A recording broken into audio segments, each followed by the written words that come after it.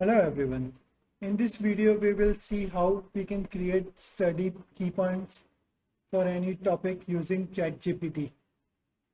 So the first thing I have done is I have downloaded a teacher clip art.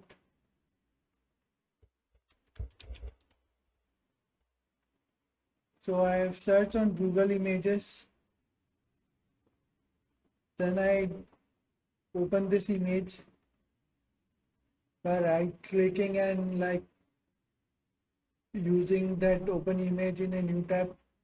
Then I copied this image in a image editor like paint.net and save it on my hard drive, and then I uploaded that image to create a sprite. The other thing you need is you need to add few extensions. So here I have added OpenAI text to speech and HTTP requests. Now you have to go and create a API key and set it into a variable. I have done it offline, so that key contains the OpenAI paid account key. So to get your own key, you have to go into this website and then you can create a new secret key. Now, OpenAI is basically a commercial company, so their free account has very low limit and it expire very soon. And most of the time, even if it's not expired, still the response is so slow that it will simply time out only. So you might need to upgrade to a paid account if you really want to use ChatGPT for other things. Unlike CodeSkool, ChatGPT is not free, and you have to create a commercial account. You have to enter your billing date, days, credit card, and all those to create account. So once you have entered your key, from the text to speech extension, you can set your voice, and then I have set the timeout 30 seconds for the open AI request, and the randomness as 0.3 and the max token as 150. So tokens are how much it will go and analysis your request. So the more number of token it will analyze, the more number it will cost. And the randomness is how much the answer will vary from user to user kind of thing. So then I have created another variable as response, and then I am sending a request, complete prompt, what are the 5 key points I should know when studying ancient Rome. So OpenAI will send this prompt and fetch the response, and this response is saved into this variable. Now this response is basically a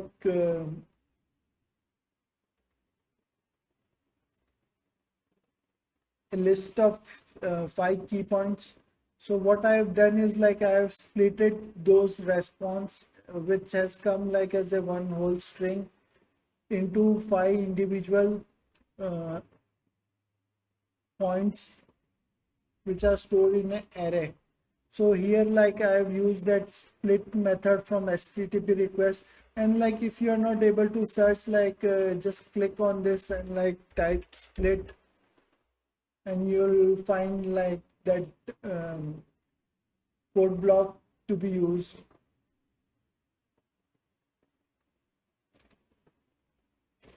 So in the split, I'm passing the response and I'm using a regular expression.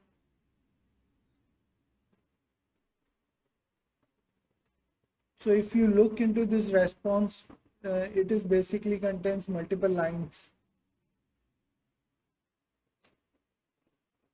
So this is a regular expression which will split when there are 2 new line characters, and then it would create a points array out of it.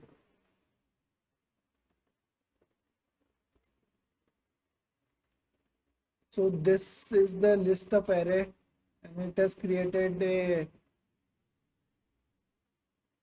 5 points array out of it. Now I'm setting the count as 0. So when we are indexing a JSON array, the index always start at 0. Unlike Scratch variables, Scratch list where the index start at 1, here the index start at 0. And we have done this deliberately because we want to teach the right programming concept and not make it easy. For example, even like our Arduino extension, we don't say like magically blink LED. First, you have to go and set your pin mode as output. That is the correct way of programming. That is how you learn. Even for example, our MicroPython extension, it is too verbose. We don't use like magical functions like MSMake code.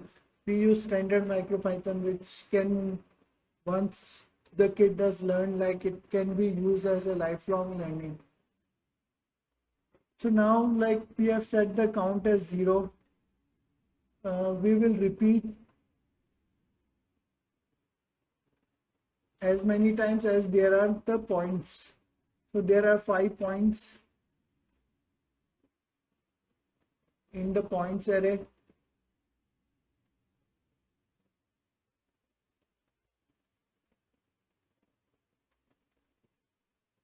So like this is whole one thing, this is whole another thing, this is whole another thing. Like this, there are 5 points. So this will repeat 5 times. Now I'm getting the first item, which is 0. And I'm using trim to like remove any additional spaces. And then I'm setting the point, which is another variable, to the first item. And then it will say the point using that speech bubble. And then using text to speech, it will speak the point variable, the data contained by the point variable, and it will wait until the speech is finished. Once the speech is finished, you can use this say empty block to remove that speech bubble, and we will increment our count by 1. So like here it is 0.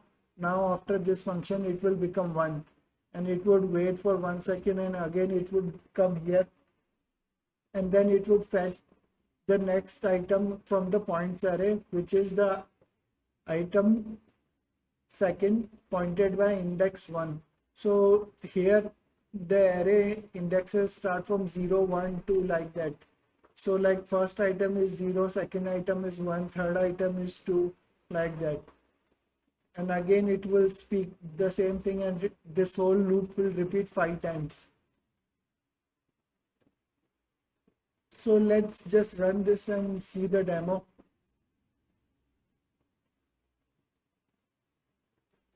And you can like set your speech, and like you can even translate it using ChatGPT to your own language. And you can use Google language in your own uh, regional language.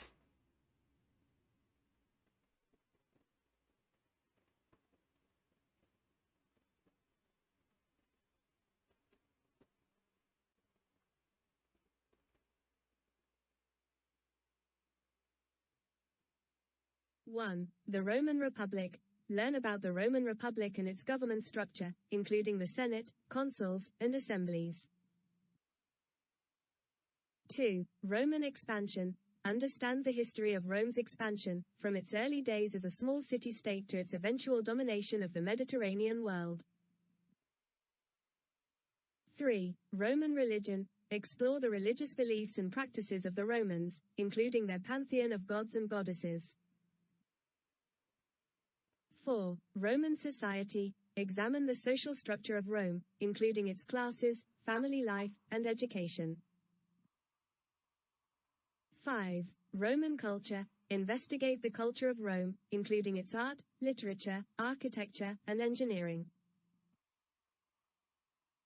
So like ChatGPT has summarized like 5 key points about ancient Rome, and using this project like kids learn like how artificial intelligence can help them, and like how artificial intelligence will shape the future.